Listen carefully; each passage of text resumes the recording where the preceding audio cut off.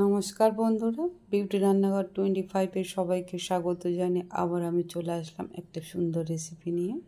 ভিডিওটি না টেনে সম্পূর্ণ দেখতে থাকুন। রেসিপিটার জন্য এখানে আমি নিয়ে নিয়েছি কচু পাতা আর কচু পাতার ডাঁটা। এগুলো কচু গাছের একদম বীজখানের পাতা, একদম মুড়ে আছে, চিকচিক করছে। আপনাদেরকে আমি দেখিয়ে দিচ্ছি, আপনারা দেখতে পাচ্ছেন এগুলো একদম কচি নরম পাতা। আর ডাঁটাগুলো বীজখানের ডাঁটা। এই কচু পাতার ডাঁটা আমি একসঙ্গে ভর্তা করে দেখাবো। এগুলো কেটে ধুয়ে আমি পরিষ্কার করে নিয়েছি।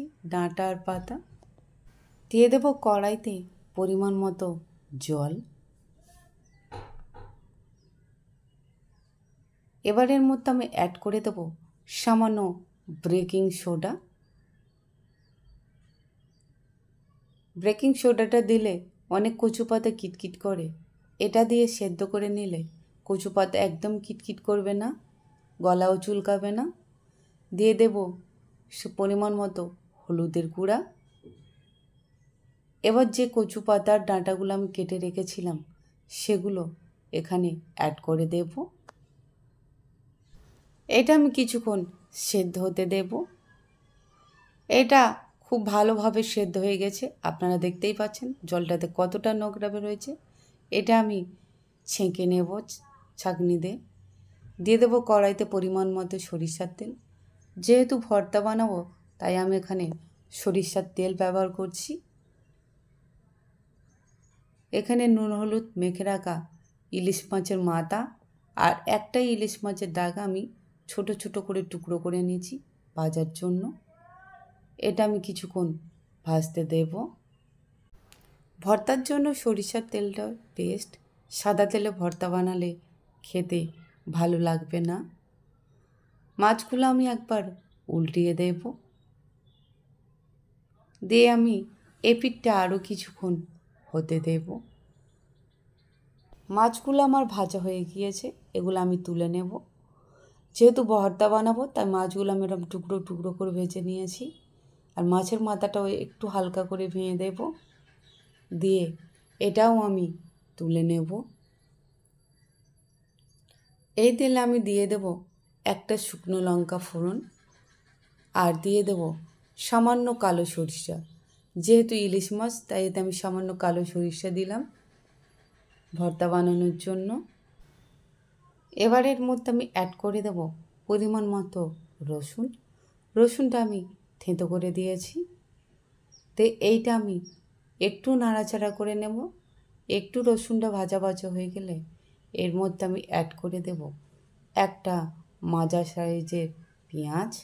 পেঁয়াজটা আমি একদম ছোট ছোট করে কেটে নিয়েছি। এটা দিয়ে আমি আবারও নাড়াচাড়া করে নেব। এবার এর মধ্যে আমি অ্যাড করে দেব একটা টমেটোর হাফ। আমি এখানে টমেটোটা একদম কুচে কুচে করে নিয়েছি। এটা দিয়ে আমি বেশ খানিকক্ষণ নাড়াচাড়া করে কষিয়ে নেব। এবার এর মধ্যে আমি অ্যাড করে দেব স্বাদ মতো নুন, দিয়ে দেব পরিমাণ মতো হলুদের গুঁড়ো।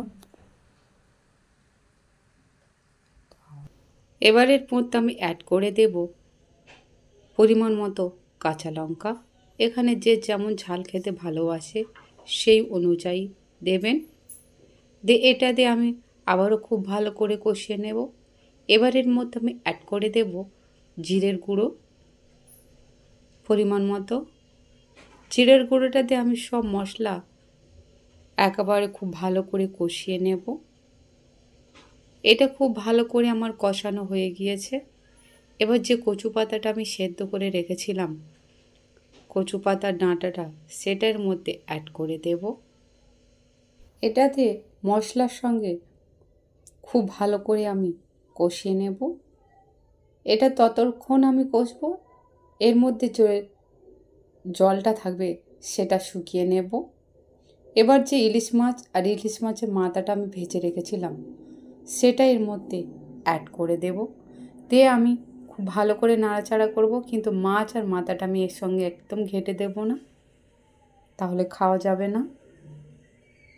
এটা আমি একটু রসটা শুকিয়ে নেব। এটা হয়ে গিয়েছে, এবার এটা আমি নামিয়ে নেব। ইলিশ মাছের মাথা দিয়ে কচু শাক ভর্তা রেডি। এটা আমার নামানো হয়ে গিয়েছে। এবার সুন্দর করে গরম ভাতের সাথে আপনারা পরিবেশন করতে পারেন এভাবে রান্না করে। আমার এই রেসিপিটা আপনাদের কেমন লাগলো তা অবশ্যই কমেন্ট করে জানাবেন। এই রেসিপিটা আপনারা একবার ট্রাই করে দেখতে পারেন, আশা করছি খারাপ লাগবে না, ভালো লাগবে। আমার এই রেসিপিটা যদি আপনাদের ভালো লেগে থাকে তাহলে ভিডিওটিতে লাইক, কমেন্ট, শেয়ার, সাবস্ক্রাইব অবশ্যই করবেন বন্ধুরা, আর বেশি বেশি করে শেয়ার করে দেবেন। ধন্যবাদ।